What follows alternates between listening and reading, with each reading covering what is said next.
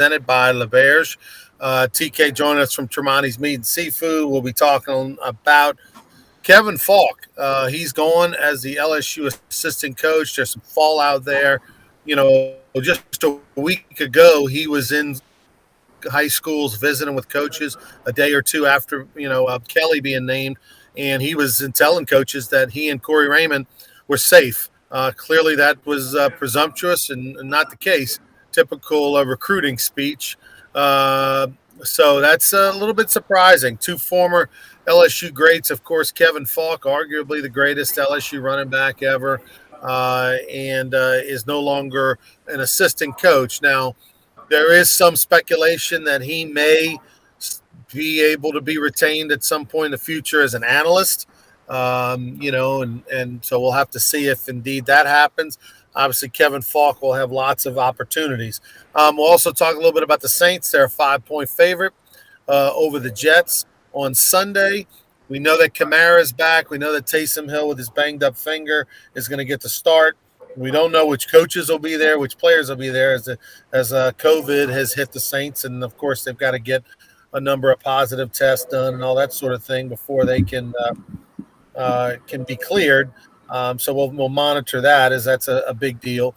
And also we'll talk about the Monday night, not Monday night, but the Thursday football game last night, the Vikings knocking off the Steelers. Just when we thought Ben Roethlisberger might have been done 2 weeks ago, then he has the big win against the Ravens. Then they lose again to the Vikings. So if you're a Steelers fan out there, chances of them making the playoffs have been beat up pretty good. Let's bring in TK, Tommy Chrysan, who's joining us from Tremonti's Meat and Seafood. Tommy, your reaction when you found out that Kevin Faulk is not going to be a part of Kelly's staff?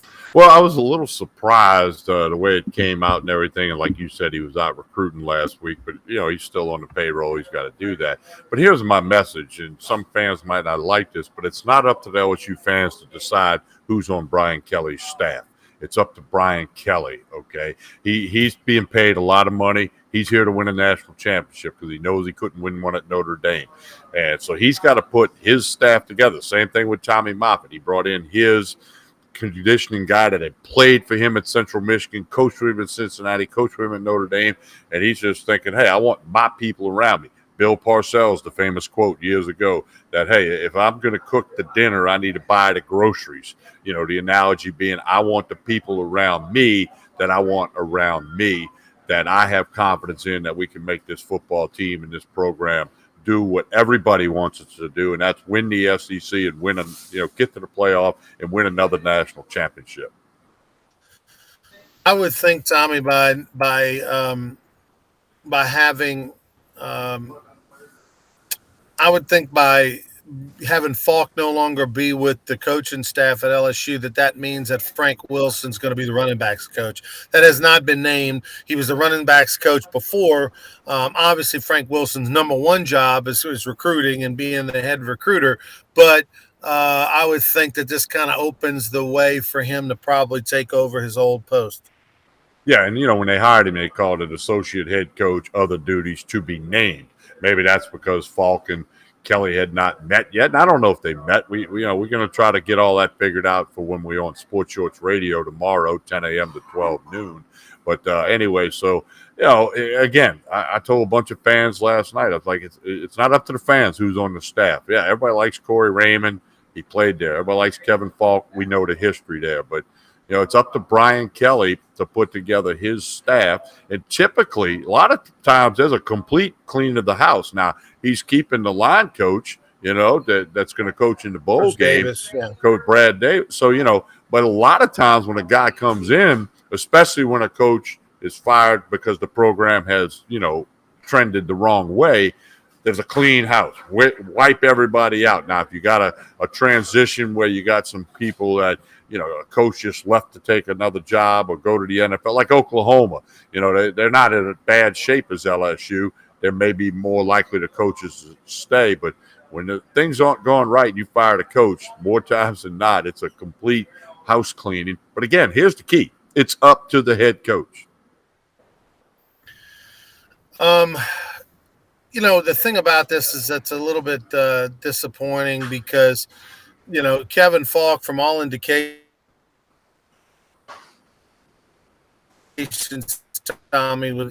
obviously is an intense guy that's passionate about, is an intense guy who's passionate about uh, LSU football.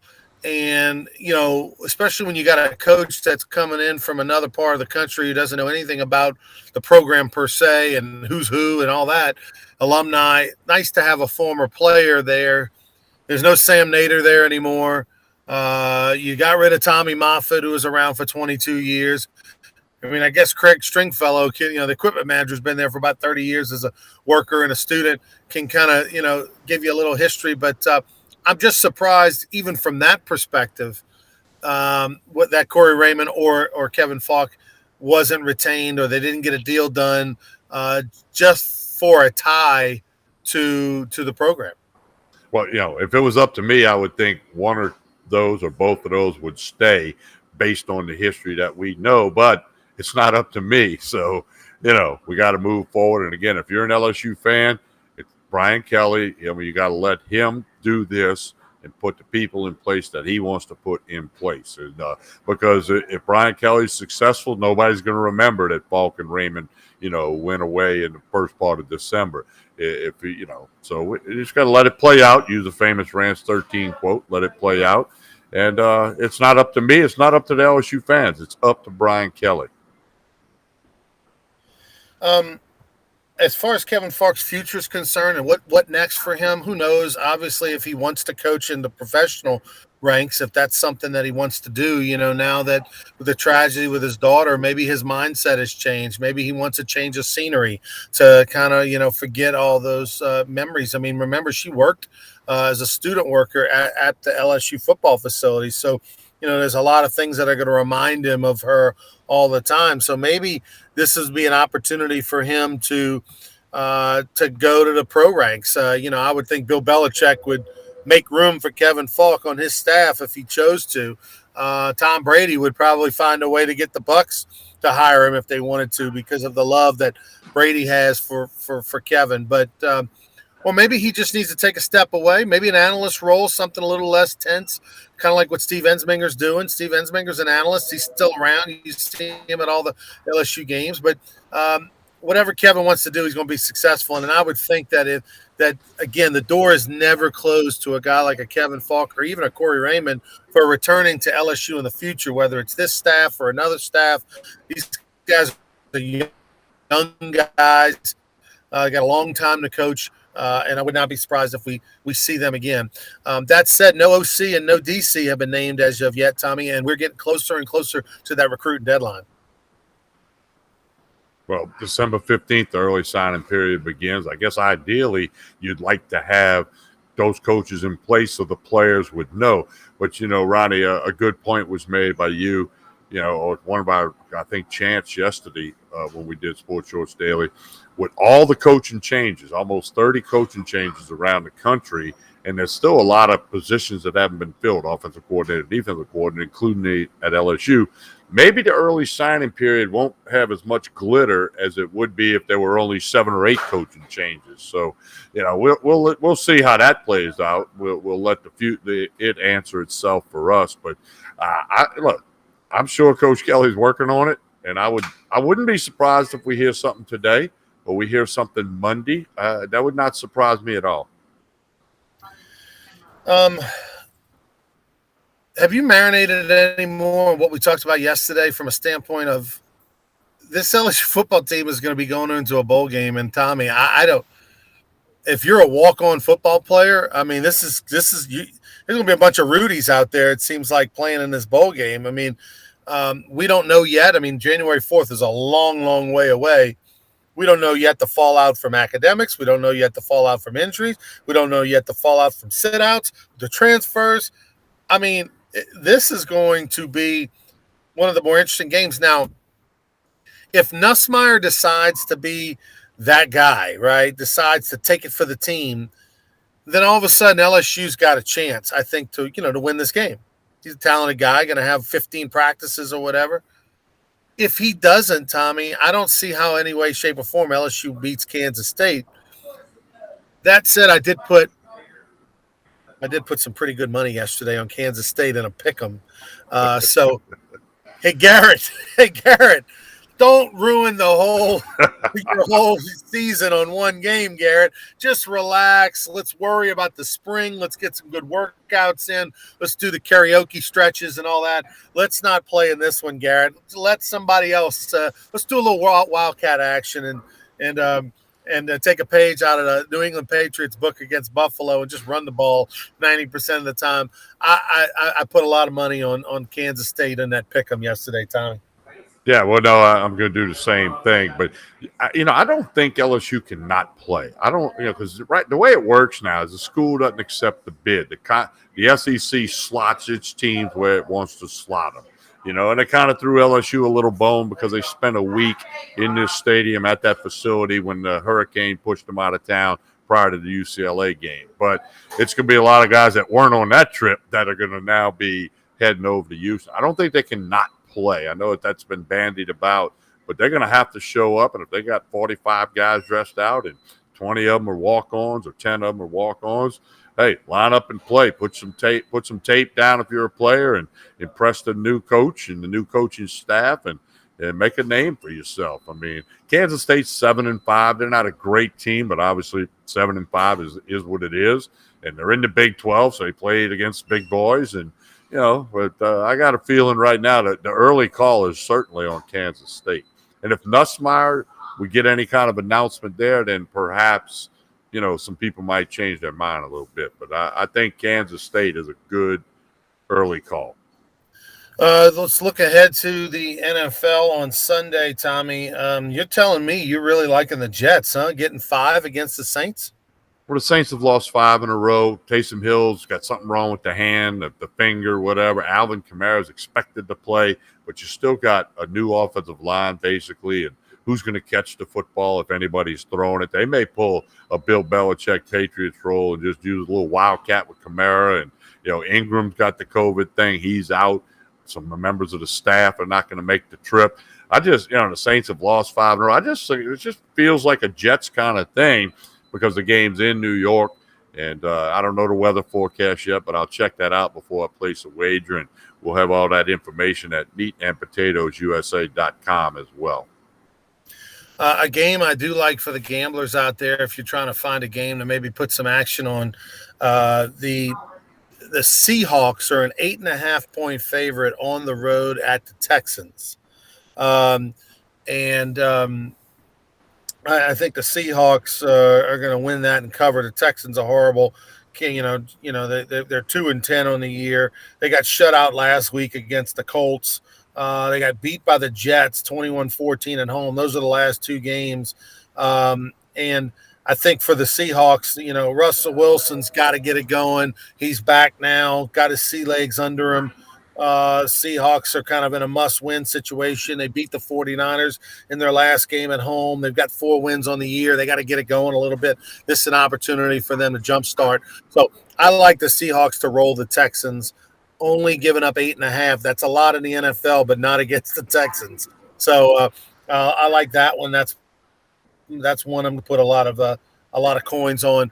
As far as the Saints Jets are concerned, Tommy, I made a pact not to put any money on Saints or LSU in 2022. Like, that's my new rule, because I just feel like I get so I'm skewed. My glasses are either super negative or super positive or whatever. Maybe I think too much with my heart. So I'll make predictions with what I think's going to happen. But as far as my coins, I'm not going to bet financial money, real money on either one of those. That said, the Jets are not a very good team. Alvin Kamara is back. Taysom Hill's got something to prove. I don't think that finger is going to be, I do think the Saints finally shake off the win, get in the winning column this week against the Jets. Although I would not put a lot of money on it if I thought that to be the case. Are you thinking more Jets money line or more Jets +5? Well, they're +5.5 when I looked this morning. And the money line's +190. So, you got to think that one out a little bit. We'll analyze that a little bit more tomorrow on Sports Shorts Radio. And I see Chance as making a statement that will the Saints make a run at Russell Wilson. Russell Wilson has a no trade clause in Seattle, but he has said he will waive it for 3 teams, and the Saints are one of those 3. And no, I don't remember the other 2. Craig Schilling asking me if Rance 13 is in his car. Breakfast sandwich review. Coming from North Louisiana, back down to South Louisiana, headed to the Superdome for the LHSAA state championship games. No, Craig, I don't have any breakfast sandwich, but I do have something here for you. Let me pull this up. You'll get a kick out of this. Hang on. I do have the Donettes review. Little powdered donut action, little chocolate milk and powdered donuts on the ride. I've only worked through half a bag. I think I'm good the rest of the way. I'll finish them off this weekend. So a little Donettes review. By the way, as far as powdered donuts go, Tommy, the Donettes is the Cadillac of the powdered donut world. Everybody else is playing for second place. Ronnie, I was at a dinner party last night. We had a bunch of ribeyes and fillets from Tremonti's here. They were through the roof. And one of the things for dessert was those powdered donuts like you just showed. And then they had a bowl of caramel you could dip them in. Ronnie, I'm just telling you, it was game over. With the powdered donut into the caramel, it was serious. Hey, by the way, almost as good as the steaks from Tremonti's. Special shout out, thanks to Craig Schilling for helping support the Louisiana Sports Hall of Fame Foundation. 2 years in a row, he's the winner of an autographed baseball signed by Tommy Chrysan. But this time, it's also got Dan Canaveri and Skip Ertman's signature on it for the Hold the Rope Sunday Night Show crew. So Craig Schilling had to fight off some competition and get the ball. The ball went for.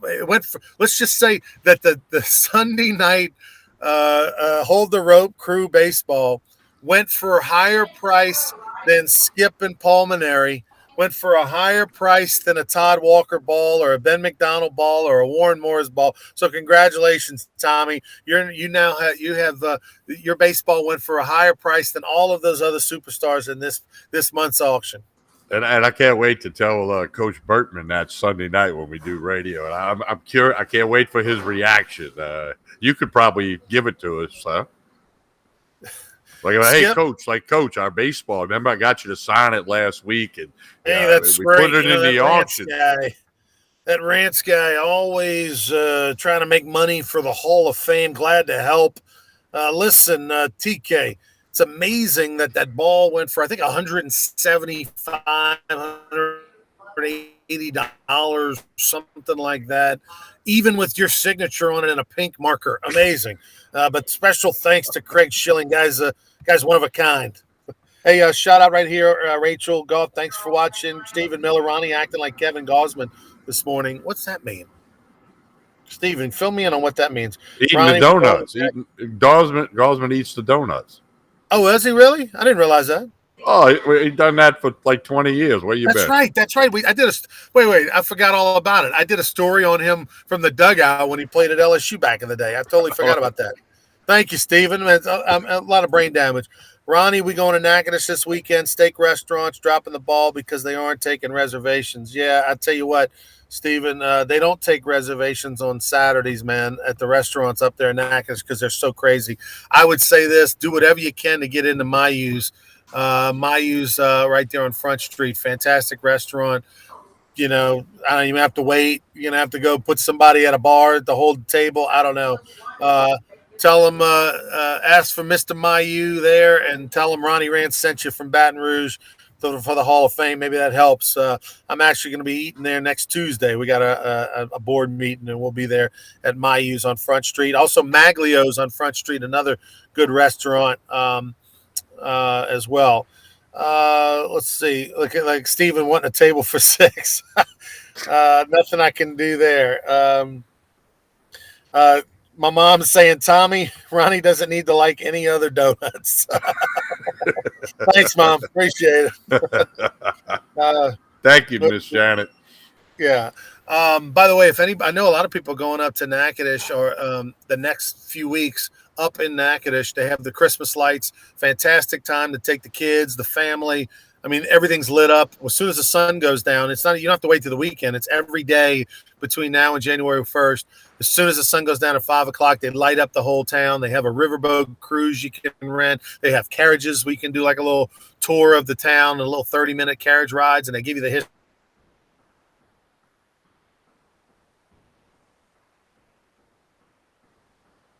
of Natchitoches. A lot of great restaurants. We mentioned Mayu's, we mentioned Maglio's, Louisiana Sports Hall of Fame, and check it out. Tommy, I'll see you on tomorrow for Sports Church Radio, 10 to noon on 104.5 ESPN Baton Rouge. Download the app and check us out. Give us a little shout out about Tremonti's. Well, we picked up some ribeyes and fillets last night for a dinner party and a couple bottles of whiskey. It was great. Not too early to order that prime rib for Christmas time.